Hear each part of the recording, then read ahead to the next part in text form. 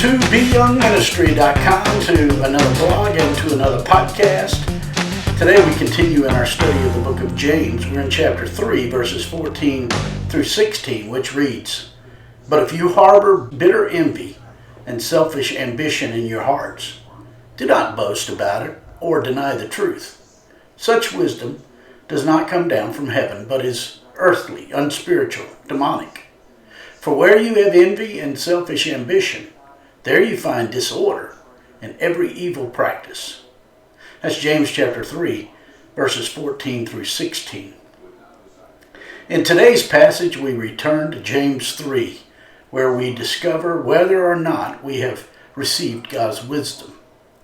In today's verses, we discover when we give safe haven in our souls to bitter envy and selfish ambition, we give the enemy of God rightful sway in defining us. When we became believers in the Lord Jesus Christ, we then entered into the ability to access God's wisdom. We might say that our sanctification is the equivalent to gaining God's wisdom. And once we have gained His wisdom, it will be made evident in our lives by the choices we make. God's wisdom is relating with God in a life-changing relationship. But today we consider the devilish origins of man's wisdom.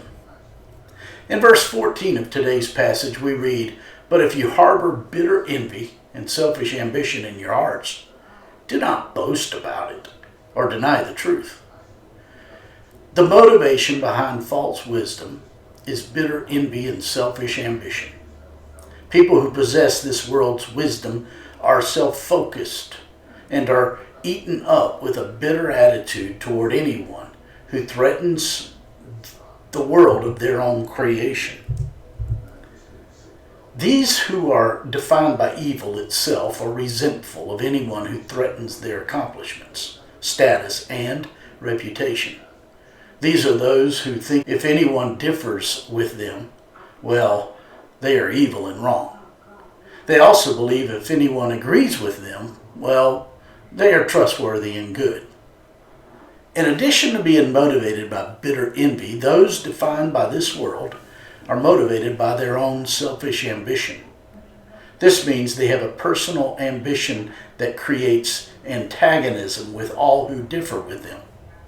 The origins of this phrase, selfish ambition, was used of ladies who spun thread.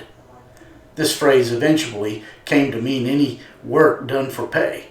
And then it came to mean anybody who did anything for what they could get personally out of it.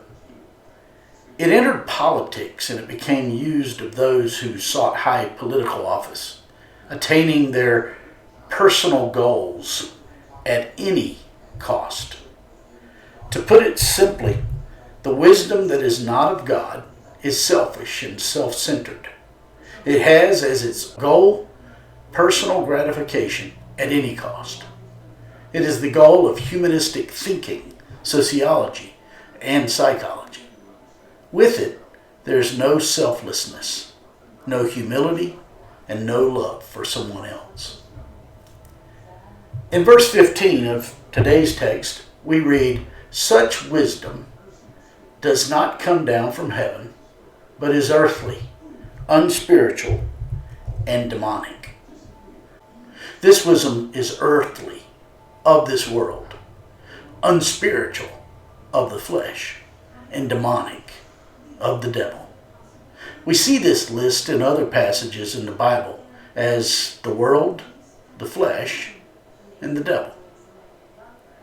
That which is earthly cannot crawl out of the world's locked prison of time and space. It is outside of God and all of His eternal truth. Apart from Christ, man cannot get out of this prison. Man conceives what he thinks is impeccable truth without spiritual illumination from God. Unsaved man never rises above the level of the material world. Therefore, all of his wisdom has the mark of the curse of his own fallenness. In addition to earthly, man's wisdom is unspiritual or fleshly. In 1 Corinthians chapter 2, verse 14, we learn the fleshly man does not accept the things that come from the Spirit of God, but considers them foolishness and cannot understand them because they are discerned only through the Spirit. All of the feelings, impulses, appetites of the worldly man are defined by the fallen, corrupted world system that is run by the diabolical one. And man is unaware of his imprisoned state with the devil in control. In addition to earthly and unspiritual, man's wisdom is demonic. This is the only place in the whole New Testament where this word appears in adjective form. This means man's wisdom is influenced by demons who themselves are captive to the same kind of evil system of which man is also captive. Ultimately, man's wisdom is spawned by the influence of Satan, who in the garden promised a wisdom foreign to the wisdom of God. Satan always promises freedom from God.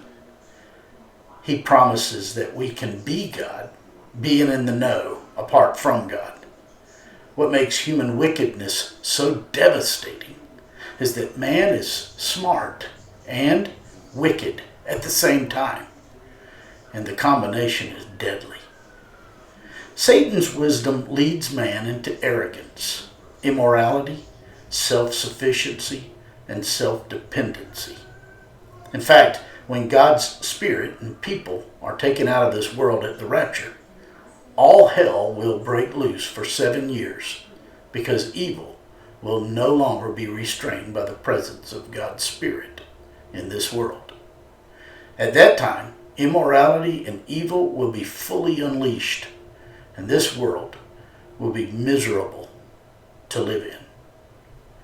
In verse 16 of today's passage, we read, "For where you have envy and selfish ambition, there you find disorder and every evil practice." Chaos and disorder will rule the world. Earthly wisdom will never produce harmony, love, and security because it is antithetical to God and His ways. As the Apostle Paul tells us in Galatians chapter 5, the flesh brings with it destruction.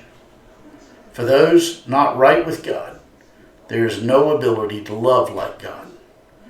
There's no intimacy with anyone else. There's no real fellowship, no harmony, and no peace. My friends, I trust this blog and this podcast are helpful to you in your walk with the Lord. If I can be of further assistance to you, shoot me an email at BYoungMinistry@gmail.com. Hey, have a great day.